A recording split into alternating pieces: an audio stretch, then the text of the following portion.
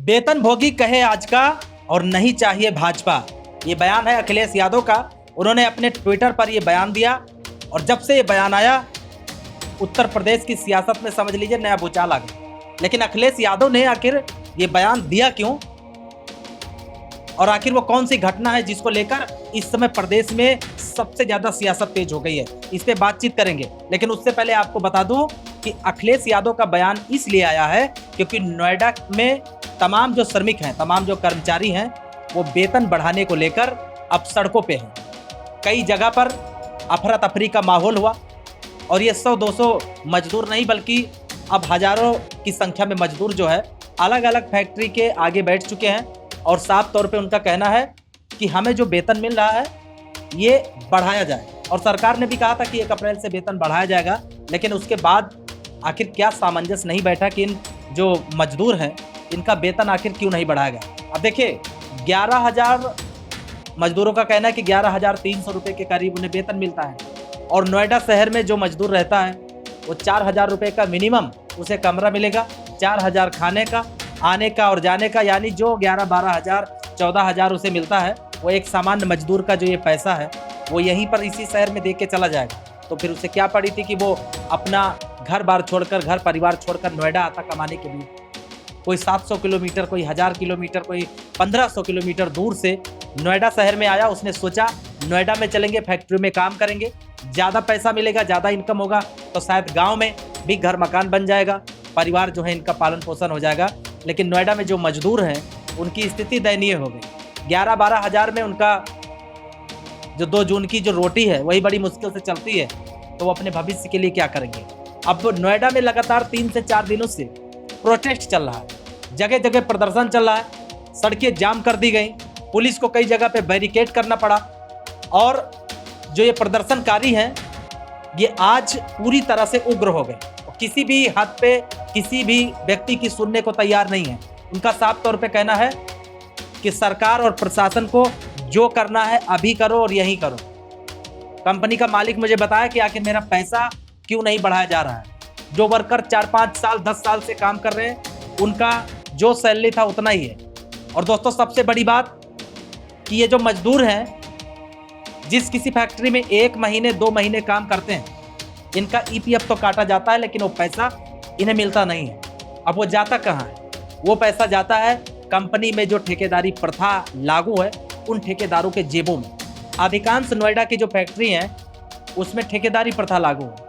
अब आप कहेंगे ठेकेदारी प्रथा अगर लागू है तो इससे क्या होगा, आपको समझाते हैं। देखिए कंपनी किसी भी एक व्यक्ति को जिम्मेदारी देती है कि आप खुद भर्ती करो, आप खुद इन एम्प्लॉय का हिसाब करो और इनको जैसे भी करना है, मुझे तो बस काम चाहिए।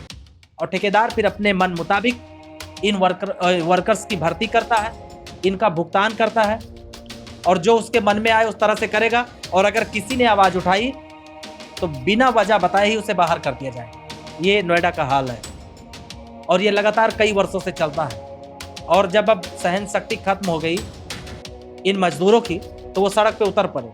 उन्होंने कहा बार बार की लड़ाई लड़ो, जो होगा देखा जाएगा, सरकार से हम अपना अधिकार मांग रहे हैं। और इसी को लेकर आज बम्पर बवाल चल रहा है। इसी बीच तमाम जो देश के प्रदेश के नेता हैं उन्होंने अपनी प्रतिक्रिया दी और उसी तरह अखिलेश यादव ने भी अपने एक्स पर एक ट्वीट किया और उस ट्वीट में क्या लिखा है वो हम आपको सुनाते हैं। अखिलेश यादव के ट्वीट के बाद में पूरे प्रदेश में भूचाल है। अखिलेश यादव अपने एक्स पर लिखते हैं, नोएडा में वेतन बढ़ाने को लेकर उग्र हुए आंदोलन का कारण भाजपा सरकार की वो एक तरफा नीति है जो पूंजीपतियों का पोषण करती है, लेकिन सामान्य काम करने वाले कर्मचारियों और वेतन भोगी मजदूरों का शोषण करती है। ये अखिलेश यादव का कहना है।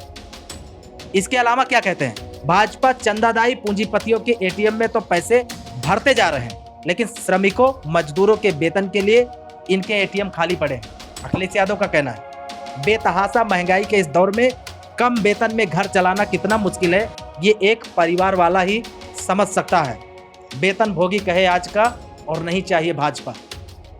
अखिलेश यादव के इस ट्वीट की खूब चर्चा हो रही है। लोग कह रहे हैं कि जिस प्रदेश में बात की जा रही है कि निवेश हो रहा है, तो अगर निवेश तो हो रहा है, लेकिन जिन फैक्ट्रियों में निवेश हो रहा है, जो फैक्ट्रियां लग रही हैं, उसमें अपना खून पसीना जलाने वाले ये जो मजदूर हैं, इनको आखिर क्या इनके हक की चीज़ें मिल रही हैं, ये बड़ा सवाल है। आज ग्राउंड जीरो पर हमने रिपोर्टिंग की और उस दौरान हमने देखा कि तमाम जो वर्कर्स थे, तमाम महिलाएं थी, तमाम बच्चियां थीं जो काम करती हैं, उनकी वास्तव में पीड़ा है। और वो कह रही हैं कि हमसे 30 दिन ड्यूटी लिया जाता है, यानी 30 दिन काम करवाया जाता है। कई लड़कियों ने ये बताया कि रात को 10 बजे उन्हें कंपनी से जाना पड़ता है, क्योंकि कंपनी का ठेकेदार कहता है काम करो, काम नहीं करोगे तो निकाल देंगे।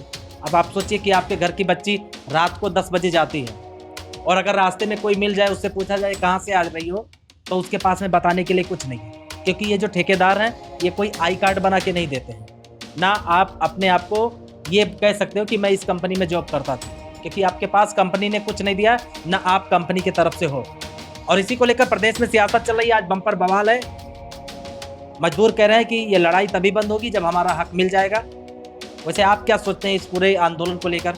कमेंट कीजिएगा और हमें जरूर बताइएगा। नमस्कार।